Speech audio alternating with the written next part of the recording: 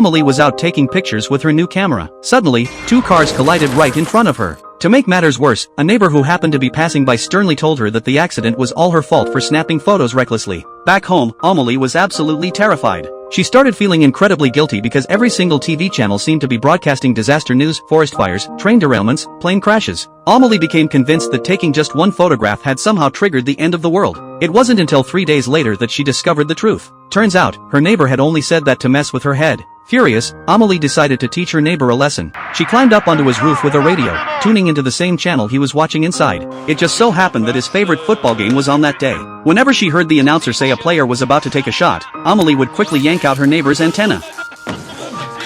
Once he'd missed the exciting moment, she'd plug it back in. After several rounds of this torture, the neighbor thought something was wrong with his TV. He was stomping around his house in frustration, and his perfectly good weekend was completely ruined.